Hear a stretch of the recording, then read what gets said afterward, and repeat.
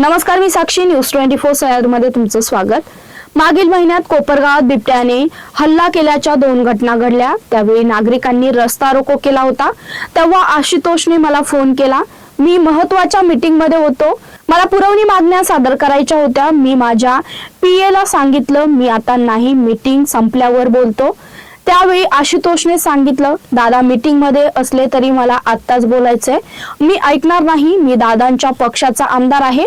माझे महत्त्वाचे काम आहे. माझे आत्ता दादांशी बोलणं करून द्या. पुन्हा पीए आले आणि म्हणाले ते ऐकत नाही. त्यावेळी मला वाटलं आशुतोषचे नक्कीच काहीतरी महत्त्वाचं काम आहे. त्यावेळी आशुतोषने मला बिबट्याच्या हल्ल्याची घटना कथन करून कायदा सुव्यवस्थेचा प्रश्न निर्माण झाल्याचं सांगितलं.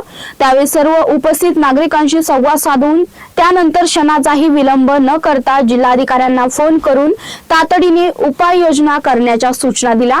तुमचा आशुतोष कधी कधी लाडकी दादागिरी माझ्यावर चालवतो. संपूर्ण महाराष्ट्राला माहित आहे. मी जर एकदा सांगितलं की नाही भेटणार म्हणजे नाही भेटणार, परंतु आमदार आशुतोष काळे माझ्यावर लाडकी दादागिरी करतो आणि दादागिरी मी पण सहन करतो, कारण त्याची ही दादागिरी ही लाडकी दादागिरी आग्रह तुमच्या सर्वांच्या काळजीपोटी असतो. त्यामुळे त्याची ही लाडकी दादागिरी मी यापुढेही सहन करीन अशी ग्वाही देऊन आमदार आशुतोष काळेंच्या विकासाच्या संकल्पना सातत्यात उतरविण्यासाठी निधीची कमतरता भासू देणार नसल्याचं राज्याचे उपमुख्यमंत्री तथा अर्थमंत्री नामदार अजितदादा पवार यांनी कोपरगाव येथे पार पडलेल्या विराट सभेत बोलताना सांगितलं. या प्रसंगी नगराध्यक्ष पदाचे उमेदवार काकासाहेब कोयटे, सर्व नगरसेवक पदाचे उमेदवार तसेच अहिल्यानगर जिल्हा सहकारी बँकेच्या माजी संचालिका सौ चैतालीताई काळे, राष्ट्रवादीचे जिल्हाध्यक्ष कपिल पवार, माजी नगराध्यक्ष पद्मकांत कुदळे, कोपरगाव एज्युकेशन सोसायटीचे अध्यक्ष अशोकराव रोहमारे, महानंदाचे माजी चेअरमन राजेंद्र जाधव, कारभारी आगवण नारायणराव मांजरे, कर्मवीर शंकरराव काळे, सहकारी साखर कारखान्याचे व्हाईस चेअरमन प्रवीण शिंदे, काकासाहेब जावळे, संभाजीराव काळे, बाबासाहेब कोते, धरमचंद्र बागरेचा, बाळासाहेब आढाव, डॉक्टर अजय गर्जे, सतीश कृष्णानी, माजी नगराध्यक्षा सौ सुहासिनी कोयटे, राष्ट्रवादी काँग्रेसचे तालुका अध्यक्ष चारुदत्त सिनगर, शहराध्यक्ष सुनील गंगुले, जिल्हा युवक अध्यक्ष कृष्णा आढाव, युवक शहराध्यक्ष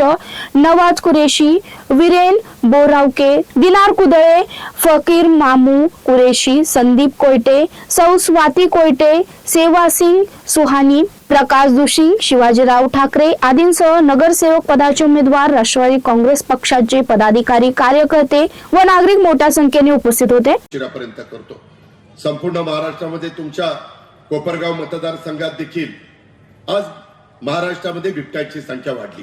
माझा पुणे जिल्हा, माझा नाशिक जिल्हा, माझा अहिल्यानगर जिल्हा. आणि त्याचा एक प्रसंग सांगतो. कोपरगाव तालुक्यातील काही नागरिकांच्यावर हल्ले झाले. दुर्दैवाने दोघांचा मृत्यू झाला. परिस्थितीचं गांभीर्य लक्षात घेऊन आशुतोषनी फोन केला. त्या घटना घडल्या होत्या, रस्ता बंद केलेला होता, तिथं तो गेला आणि तिथून त्यांनी मला फोन केला. मी अतिशय महत्वाच्या मीटिंग मध्ये होतो, कारण मला पुरवणी मागण्या उद्याच्याला 8 तारखेला सादर करायच्या. त्याच्यामुळे मी माझ्या पीएला सांगितलं की आत्ता नाही, माझी मीटिंग झाल्यानंतर मी फोनवर येईल. त्यावेळेस माझ्या पीएला आशुतोषने सांगितलं, दादा मीटिंग मध्ये असले तरी देखील मला दादांशी ताबडतोब बोलायचं. मी ऐकणार नाही. मी दादांच्या पक्षाचा आमदार आहे. माझं महत्वाचं काम आहे. माझं आत्ताच्या आत्ता दादांशी बोलणं करून द्या. पुन्हा पीए दादा ते असा म्हणतोय. मला वाटलं याला काहीतरी दिसतंय. मग दादांना आशुतोषचा फोन मी घेतला आणि त्यावेळी माझ्या पीएनी चालू मीटिंग मधनं मला तो फोन आणून दिला आणि सर्वांना त्यांनी स्पीकरवर घेतलं. त्याच्यानंतर त्यांनी जे काही सांगितलं ते मला बोलून दाखवलं. मित्रांनो, क्षणाचाही विचार न करता फोन ठेवलं मी जिल्हाधिकाऱ्याला फोन केला आणि सांगितलं ताबडतोब तिथं असं घडलेलं आहे. कायदा सुव्यवस्थेचा प्रश्न निर्माण झालेला, निष्पाप त्या मुलाचं आणि त्या व्यक्तीचं तिथं निधन झालेलं आहे आणि त्यामध्ये ह्या पद्धतीनं तुमचा आशुतोष हा कधी कधी अशी का लाडकी दादागिरी, आम्ही लाडक्या बहिणींना मदत केली, पण ही लाडकी दादागिरी माझ्यावर चालवतो. महाराष्ट्र मला घाबरतो. मी सांगितलं ना मी आता भेटणार नाही, लगेच म्हणतात दादाचा मूड दिसत नाही, आता नको भेटायला, परत ना परत. परंतु ती दादागिरी त्याची मी सहन करतो. त्याचं कारण ही लाडाने असलेली दादागिरी आहे. आग्रह तुमच्या सर्वांच्या काळजीपोटी त्याने त्या ठिकाणी केलेला होता आणि त्याच्यामुळं ती लाडकी दादागिरी मी आनंदाने सहन केली आणि इथून पुढे पण सहन करत राहील. त्याबद्दल तीळमात्र शंका मनामध्ये तुम्ही बाळगू नका. आपल्या जनसंवाद यात्रेच्या निमित्तानं पण जे काही शब्द मी दिलेले होते ते शब्द पाळण्याचं काम मी आपल्याला सगळ्यांना त्या ठिकाणी करून दाखवलेलं आहे. अधिक न बोलता मी एवढंच सांगेन, अतिशय योग्य अशा प्रकारचा महाराष्ट्रामध्ये 288 ठिकाणी नगरपालिका, माझ्या नगर पंचायती आणि नगर परिषदेच्या निवडणुका चालू आहे. त्याच्यात सगळेच उमेदवार आम्ही दिलेले आहेत, परंतु सगळ्यात अनुभवी, सगळ्यात उत्तम, योग्य जर उमेदवाराची आपण चालणी लावायचं ठरवलं तर सगळ्यात उत्तम अनुभवी योग्य उमेदवार, आर्थिक शिस्तीचा उमेदवार काका ह्या ठिकाणी आहे. आता तुम्ही भरभक्कम पाठिंबा द्या. काका ह्या शहराचा आशुतोषच्या निमित्तानं, आमच्या सगळ्यांच्या निमित्तानं चेहरा मोहरा बदलून दाखवतील हा शब्द मी तुम्हाला सगळ्यांना देतो आणि या ठिकाणी थांबतो. जय हिंद, जय महाराष्ट्र. गेल्या 20 ते 25 वर्षापासून मी राजकारणापासून दूर गेलो होतो. ते दूर जाण्याचं कारण होतं की त्या काळामध्ये मला राजकारणातले अनेक धोके अनुभवायला मिळाले, गद्दारी अनुभवायला मिळाली, माझ्या पाठीत अनेक वेळा खंजीर खुपसली गेली. याची सर्व कोपरावकरांना माहित आहे. नुकत्याच या 2000 सालीची शेवटची निवडणूक मी लढलो, ती सुद्धा जनतेमधून लढलो आणि त्या जनतेमधून लढलेल्या निवडणुकीत सुद्धा कोपरगावकर अतिशय चवीनं काही गोष्टी चघळतात. मला अनेक जण येऊन सांगतात की सांगता सभा जी झाली त्याच्यात आमच्या नेत्यांनी काय भाषण केलं.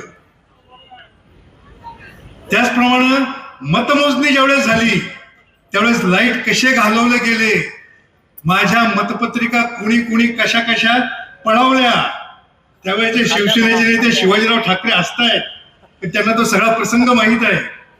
आणि अशा धोके मिळाल्यामुळे मी थोडासा राजकारणावर पासून लांब गेलो होतो. परंतु आता मला एक खंबीर नेतृत्व मिळालेलं आहे. काळे कुटुंबीय जे प्रामाणिक कुटुंब आहे राजकारणामध्ये, कधीही धोका न देणारं कुटुंब आहे, आपल्या कार्यकर्त्यांना सांभाळणारं कुटुंब आहे, अशा काळे कुटुंबियांकडून मला प्रवेश दिला गेला राष्ट्रवादीमध्ये. त्याच्यामुळे मला आनंद झाला आणि त्यामुळे मित्रांनो मी पुन्हा राष्ट्रवादीमध्ये प्रवेश केला. मी जरी राजकारणापासून लांब होतो तरी समाजकारणापासून कधीही लांब गेलेलो नव्हतो, हे कोपरावकरांना चांगल्या पद्धतीने माहित आहे. समता नागरी सहकारी पतसंस्थेच्या माध्यमातून असेल, समता इंटरनॅशनल स्कूलच्या माध्यमातून असेल, दादाप्पा खंडाप्पा कोयटे शाळेच्या माध्यमातून असेल, मी सातत्यानं समाजकारण आणि लाख्य श्वासामध्ये आमदार आशुतोषजी काळे असोत, काकासाहेब कोयटे असोत किंवा सर्वच उमेदवारांचा जो अपप्रचार करण्यात आला, आपण सर्वांनी आजच्या उपस्थितीतून दाखवून दिलेला आहे. आणि मला ही उपस्थिती एकच सांगतेय, ये तो अभी ट्रेलर है, पिक्चर अभी बाकी है. आज आपण फक्त कोपरगाव शहर बघतोय, आपल्याला लवकरच कोपरगाव तालुका बघायचा आहे, आपल्याला लवकरच अहमदनगर जिल्हा बघायचा आहे आणि आपल्या संपूर्ण या शहरामध्ये, संपूर्ण प्रभागामध्ये, संपूर्ण तालुक्यामध्ये राष्ट्रवादी काँग्रेस पक्षाचं नाव पोहोचवायचं आहे. आज सन्मान्य आशुतोषदादांच्या नेतृत्वाखाली हे जे काही पॅनल संपूर्ण या ठिकाणी उभं आहे, हे एकमेव पॅनल आहे जे संपूर्ण ताकदीने 31च्या 31 उमेदवार एकाच चिन्हावर राष्ट्रवादी काँग्रेस पक्षाच्या नेतृत्वाखाली घड्याळ चिन्हावर उभे आहेत. इतर पक्षाचे उभे आहेत, पण त्यांना लंगडं पॅनल म्हणावं लागेल. का बरं? का त्या सर्वांना कमळ चिन्हावर लढता येत नव्हतं?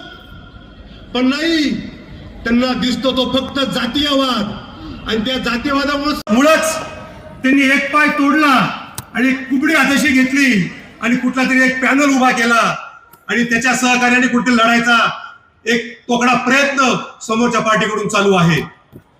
आज आपल्याला माहिती आहे की कोपरगाव शहरामध्ये पाणी आणायचं काम, प्यायचं पाणी आणायचं काम जर कोणी केलं असेल तर ते आपल्या लाडके आशुतोष दादा काळेंनी केलेलं आहे. मग तुम्हाला ठरवायचं आहे तुम्हाला पाणी आणणारा नेता पाहिजे की पाणी चोरणारा नेता पाहिजे? आणि त्याकरता तुम्हा सर्वांना विनंती आहे, येत्या 2 तारखेला होत असलेल्या नगर परिषदेच्या निवडणुकीमध्ये तुम्ही आपल्या राष्ट्रवादी काँग्रेस पक्षाच्या सर्वच्या सर्व 31 नगरसेवकांना आणि नगराध्यक्षांना बहुमोल आपलं मतदान करून त्या सर्वांना निवडून द्या. या बातमीचा इथे संपतोय. तुम्ही पात्रा न्यूज 24 सह्याद्री.